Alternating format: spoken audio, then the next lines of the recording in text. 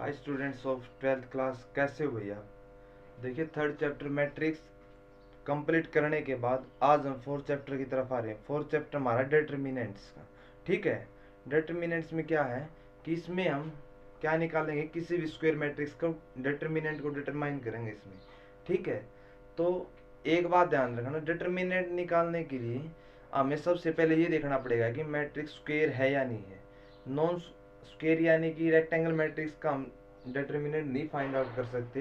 Determinant हमेशा हमें square matrix का ही फाइंड आउट करना। ठीक है, तो इसके बाद इस चैप्टर में हम डिटर्मिनेंट्स पढ़ेंगे, various properties of determinants discuss करेंगे। उसके बाद इसके रिलेटेड टर्म्स जैसे minors, cofactors, applications of determinants to find the area of the triangles, mine adjoints, inverse of a matrix वगैरह डिस्कस करेंगे। And we can also discuss the solutions of linear equations in this chapter. ठीक है, आइए इसको start करते हैं। सबसे पहले डिटर्मिनेंट्स होता क्या है, देखिए एवरी मैट्रिक्स के लिए टू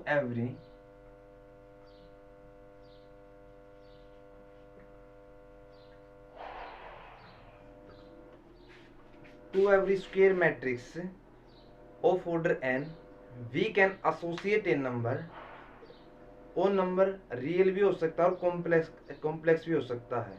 उसी नंबर को क्या कहेंगे हम, वही नंबर उस स्क्वायर मैट्रिक्स का डिटर्मिनेंट कहलाएगा। ठीक है, यानी कि हर स्क्वायर मैट्रिक्स के लिए कोई ना कोई नंबर जरूर एग्जिस्ट करता है, रियल या कॉम्प्लेक्स।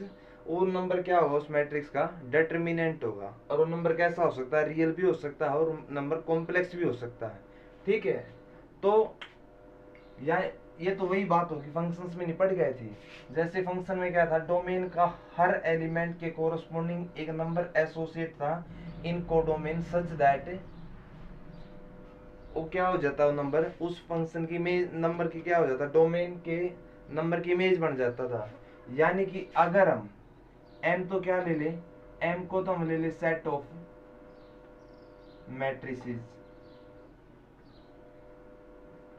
और k को हम ले लें सेट ऑफ नंबर्स। नंबर्स हमारा रियल भी हो सकते हैं, कॉम्प्लेक्स भी हो सकते हैं। ठीक है, तो मैं हर set of matrix of square order हो लिख लो, ऑफ स्क्वायर ऑर्डर हर मैट्रिक्स के लिए, हर मैट्रिक्स ऑफ स्क्वायर ऑर्डर की। ठीक है, तो इसका मतलब हम m से लेकर k तक कोई भी क्या डिफाइन कर सकते हैं, एक फंक्शन डिफाइन कर सकते हैं। m से लेकर k तक कोई भी फंक्शन डिफाइन कर सकते हैं, कैपिटल k तक, सच दैट f ना m के किसी एलिमेंट्स के ऊपर लगेगा। मान लो कोई भी एलिमेंट इस m सेट के अंदर, तो मैट्रिक्स है, मैट्रिक्स हमेशा कैपिटल लेटर से रिप्रेजेंट किए जाते हैं। तो f ऑफ a किसके इक्वल हो जाएगा, नंबर मान लिया हमने k से। ठीक है, जो f ऑफ a ये क्या हो जाएगा, फिर जो f ऑफ a आएगा वही हमारी मैट्रिक्स का क्या हो जाएगा, वही हमारी मैट्रिक्स का डिटर्मिनेंट हो जाएगा। ठीक है, जो ये f ऑफ a मान लो या k नंबर मान लो, ये क्या हो जाएगा, हमारी मैट्रिक्स का डिटर्मिनेंट हो जाएगा।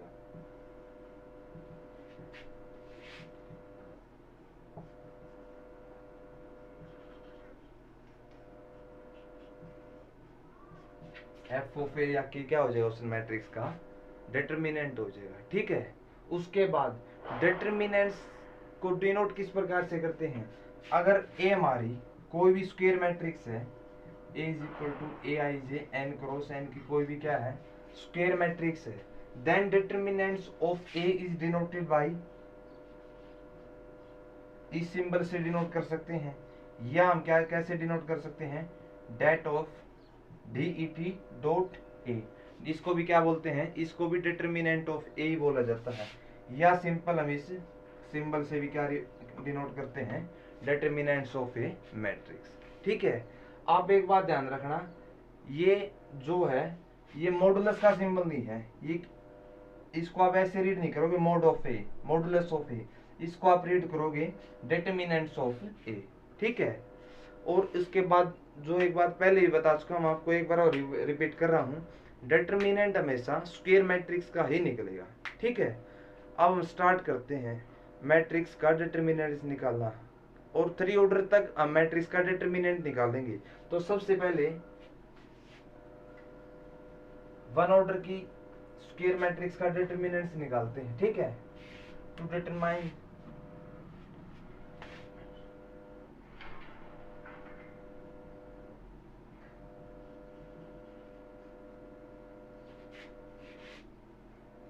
Square matrix of order 1 order की स्क्वायर मैट्रिक्स का डिटर्मिनेंट निकालेंगे। तो 1 ऑर्डर देखो कैसे निकलेगा, let A is equal to A, ये क्या मान लिया हमने, कोई भी 1 ऑर्डर की स्क्वायर मैट्रिक्स मान ली, ठीक है। कितने ऑर्डर की है ये, 1 क्रॉस 1 की है, ये स्क्वायर मैट्रिक्स ऑफ ऑर्डर है, square matrix of order A square matrix होगी, ठीक है। Then determinant of A is equal to A, then determinant of ए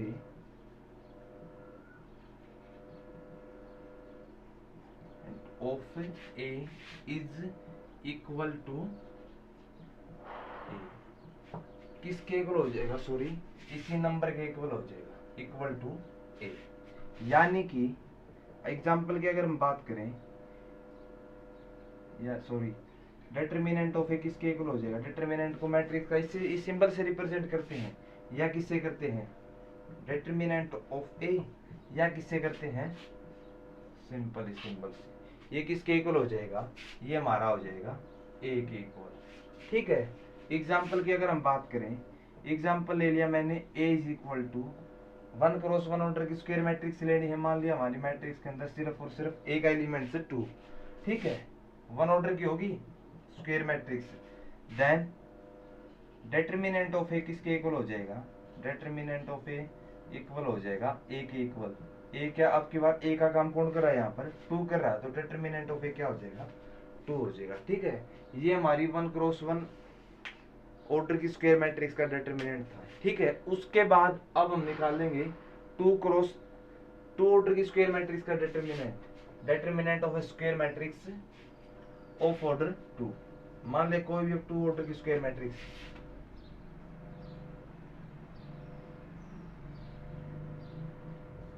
ठीक है, 2 ऑर्डर की स्क्वायर मैट्रिक्स का डिटर्मिनेंट निकालेंगे। तो इसके लिए देखो समझो आप इसको कैसे निकालेंगे, let A is equal to A11, इसी प्रकार से रिप्रेजेंट करते हैं जर्नल फॉर्म में किसको, स्क्वायर ऑर्डर मैट्रिक्स को ऑफ ऑर्डर 2 को, square A11 A12 A21 A22।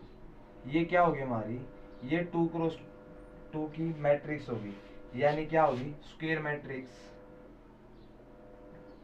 Of order 2, square matrix होगी। देन डिटर्मिनेंट ऑफ ए किसके इक्वल हो जाएगा, या डिटर्मिनेंट ऑफ ए किसके इक्वल हो जाएगा, इसका डिटर्मिनेंट ऑफ ए अगर ये मैट्रिक्स है तो इसका डिटर्मिनेंट किसके इक्वल हो जाएगा, इसको रिप्रेजेंट करेंगे इस सिंबल से, मैट्रिक्स को तो इन सिंबल से ब्रैकेट से रिप्रेजेंट करते थे, डिनोट करते थे, और इन सिंबल से। तो डिटर्मिनेंट को कौन से सिंबल वे लगाएंगे, सीधे सिंपल। तो डिटर्मिनेंट ऑफ ए किसके इक्वल हो जाएगा हमारा, A11 A12 A21 A22, ठीक है। अब इसको सोल्व कैसे करेंगे, इसको सोल्व करेंगे A11 की मल्टीप्लाई कर देंगे A22 के साथ, यानी इस किसके साथ मल्टीप्लाई करेंगे, उसको सब उसमें से सब्ट्रैक्ट कर देंगे A12 और A21 की मल्टीप्लाई को, ठीक है। इसको जो सोल्व करके आंसर आएगा वही क्या हो जाएगा, 2 ऑर्डर की स्क्वायर मैट्रिक्स का डिटर्मिनेंट हो जाएगा। यानी कि A11 की किसके साथ मल्टीप्लाई कर देंगे, A22 के साथ कर देंगे, फिर सब्ट्रैक्ट कर देंगे किसको, A12 इन की मल्टीप्लाई 21 के साथ। इसको अगर हम सोल्व करेंगे ना, ये क्या हो जाएगा हमारा, 2 ऑर्डर की स्क्वायर मैट्रिक्स का डिटर्मिनेंट निकल आएगा। देखो एग्जांपल से आप समझ जाओगे, एग्जाम्पल से कैसे, ए अगर मैट्रिक्स हमें दे दी 1 2 5 6, आपसे पूछ ले इसका find the determinant of A, find determinant of A, तो ए का डिटरमिनेंट किसके इक्वल हो जाएगा, ए का डिटरमिनेंट हो जाएगा a11 की a122 के साथ मल्टीप्लाई, a11 का काम कौन कर रहा है 1, a22 का काम कौन कर रहा है यहाँ पर 6, माइनस में किसकी किसके साथ, a12 की a21 के साथ, यानी कि 2 मल्टीप्लाई बाई 5 किसके इक्वल आ जाएगा 6 माइनस में 10, 6 माइनस 10 माइनस का 4, ठीक है। तो डिटरमिनेंट ऑफ ए कितना आ जाएगा 2 माइनस का 4। अब एक बात ध्यान से जो मैंने पहले भी कही थी, आप इसको मॉडुलस ऑफ ए नहीं बोलोगे, क्योंकि मॉडुलस हमेशा पॉजिटिव क्वांटिटी आंसर रिजल्टेंट देगा, जो आंसर देगा हमेशा पॉजिटिव क्वांटिटी होगी। लेकिन मैट्रिक्स का डिटरमिनेंट एक नेगेटिव नंबर भी आ गया, तो मैट्रिक्स का डिटरमिनेंट नेगेटिव भी हो सकता है, पॉजिटिव भी हो सकता है। इसलिए इसको मॉडुलस की रीड ना करके मॉडुल इसको डिटरमिनेंट ऑफ मैट्रिक्स रीड करेंगे, ठीक है। अब 2x2 की मैट्रिक्स का डिटरमिनेंट निकालने के बाद अब हम किसको स्टार्ट कर रहे हैं, अब हम डिटरमिनेंट निकालेंगे स्क्वायर मैट्रिक्स ऑफ ऑर्डर 3। एक बात ध्यान रखना, हम केवल 3x3 यानी कि 3 ऑर्डर की स्क्वायर मैट्रिक्स तक का ही डिटरमिनेंट फाइंड आउट करेंगे। इसमें इस चैप्टर में हम 3x3 ऑर्डर यानी कि 3 ऑर्डर की स्क्वायर मैट्रिक्स का ही क्या करेंगे, डिटरमिनेंट फाइंड आउट करेंगे। इससे ज्यादा हम नहीं करेंगे, और वो भी उसके साथ साथ एंट्रीज रियल होनी चाहिए। एंट्रीज कैसी होनी चाहिए उसके अंदर, रियल एंट्रीज होनी चाहिए, ठीक है।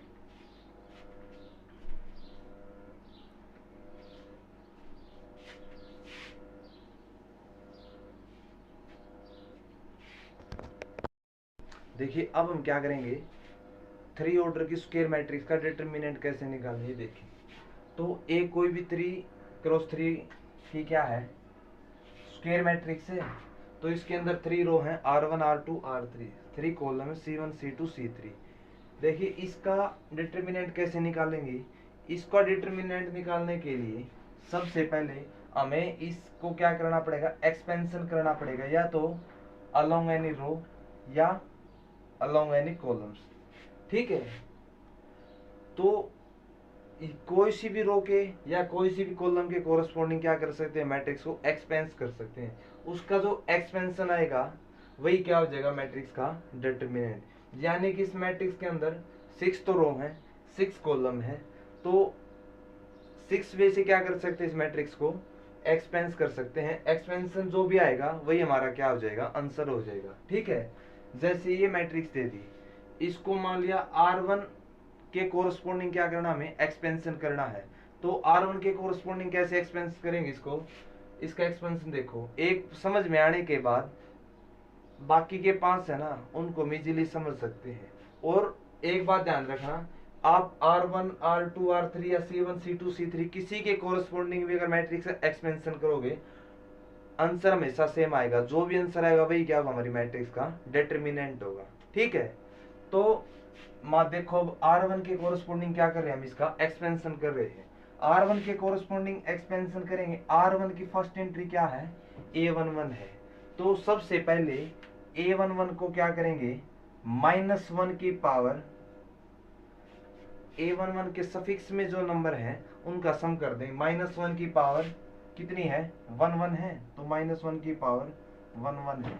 इसकी हम मल्टीप्लाई कर देंगे, इस पूरे की क्या कर देंगे, हम मल्टीप्लाई कर देंगे किसके साथ, A11 एंट्री के कोरस्पोंडिंग रो और कॉलम को डिलीट करके जो भी 2x2 ऑर्डर की स्क्वायर मैट्रिक्स रहेगी उसका डिटरमिनेंट को इसके साथ क्या कर देंगे, मल्टीप्लाई कर देंगे, ठीक है।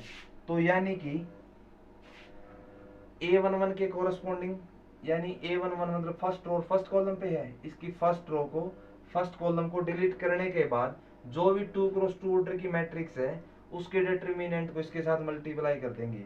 2x2 की मैट्रिक्स कौन सी रहेगी, A22 A23 A32 A33, ठीक है। इसके डिटरमिनेंट को क्या कर देंगे, इसके साथ मल्टीप्लाई कर देंगे। डिटर्मिनेंट आपको 2 क्रॉस 2 ऑर्डर की मैट्रिक्स का निकालना था, इसकी इसके साथ मल्टीप्लाई को सब्ट्रैक्ट कर देंगे इसकी इसके साथ मल्टीप्लाई में। ठीक है, जो भी आंसर आएगा वो हमारा हो जाएगा। ये तो हो गया R1 की फर्स्ट एंट्री के साथ। सिमिलरली इनको ऐड करते हुए चलेंगे किसके साथ, अब इसकी सेकेंड एंट्री कौन सी है, A12। तो A12 को क्या करेंगे, सबसे पहले A12 को -1 की पावर सफिक्स ऑफ A12 कितने हैं 1 + 2, इसके साथ इनकी मल्टीप्लाई होगी। इसको मल्टीप्लाई कर देंगे किसके साथ, इसको मल्टीप्लाई कर देंगे determinant obtained by deleting. A12 कहां पर है, फर्स्ट रो पे है, सेकंड कॉलम पे है। इसकी फर्स्ट रो को सेकंड कॉलम को डिलीट करने के बाद जो भी 2 क्रॉस 2 ऑर्डर की मैट्रिक्स रहेगी कौन सी, A21 A23 A31 A33, ये कॉलम को और इस कॉलम को डिलीट कर देंगे और ये 4 एंट्री रहेंगी, इनके ब्याह पे 2 क्रॉस 2 ऑर्डर की मैट्रिक्स बनेगी। उस मैट्रिक्स के डिटर्मिनेंट को क्या कर देंगे, इसके साथ मल्टीप्लाई कर देंगे, आगे फिर ऐड कर देंगे। ऐड कैसे करेंगे, अब इसकी लास्ट एंट्री कौन सी है A13, कौन सी है A13। तो -1 की पावर 1 + 3 को A13 को इसके साथ मल्टीप्लाई कर दिया। फिर इसको किसके साथ मल्टीप्लाई करना है, इसको मल्टीप्लाई करना है डिटर्मिनेंट के साथ।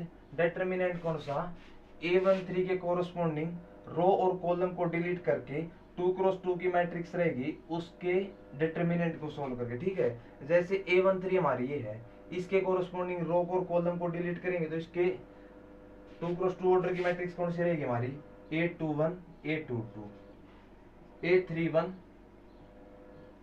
A32।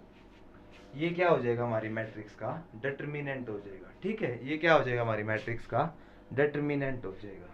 यानी कि इसको आगे सोल्व करेंगे तो -1 की पावर 1 + 1 -1 की पावर इवन कोई 1 रहेगा, A11 इंटू में इसको करेंगे तो A22 इंटू में A33 माइनस में A32 इंटू में A23 प्लस सॉरी -1 की पावर अब की बार और है, -1 की पावर और तो -1 कर देगी, -1 इंटू A212 कितना हो जाएगा माइनस का A12 इंटू में इसकी इसके साथ मल्टीप्लाई A21 A33 माइनस में A23 A31। अब की बार -1 की पावर इवन इसको +1 कर देगी, +1 यानी कि A13 इंटू में A21 A32 माइनस में A21 A31।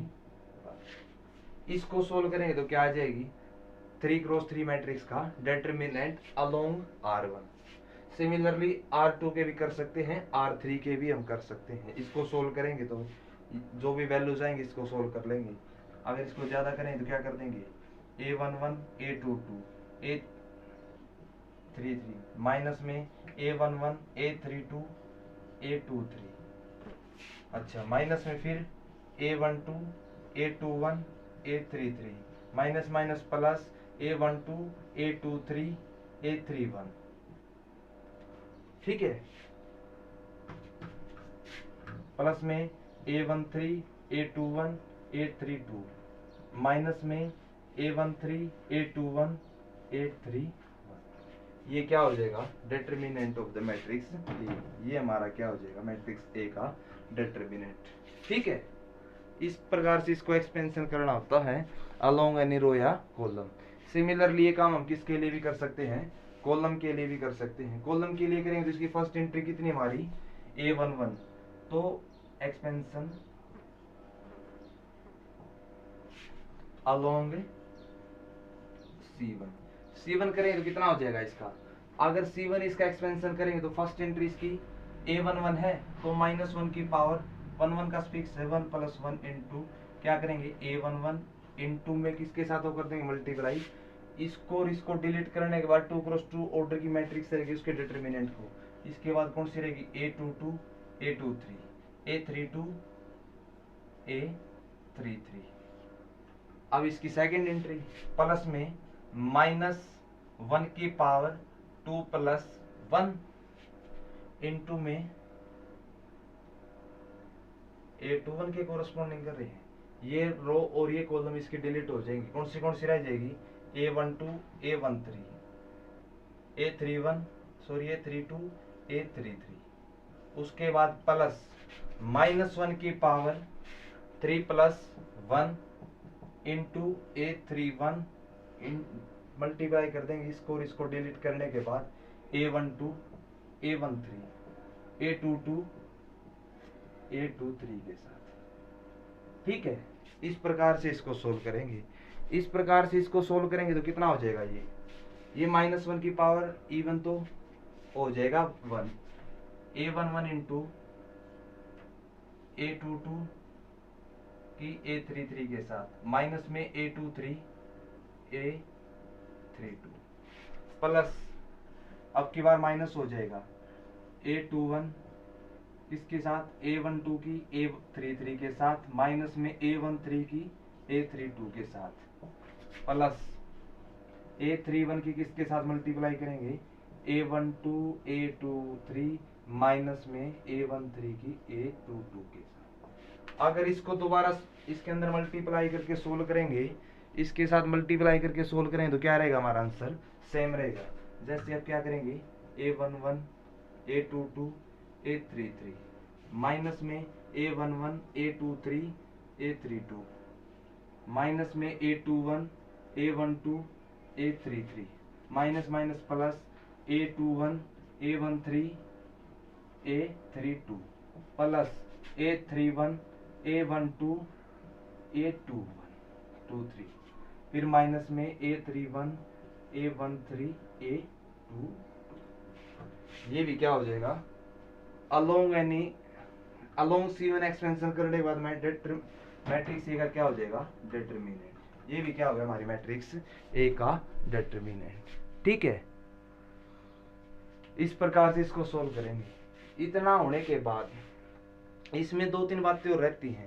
2-3 बातें इसमें क्या रहती हैं, क्या हम किसी भी रो या कॉलम के कोरस्पॉन्डिंग मैट्रिक्स इसको एक्सपेंशन करेंगे, आंसर तो सेम आएगा।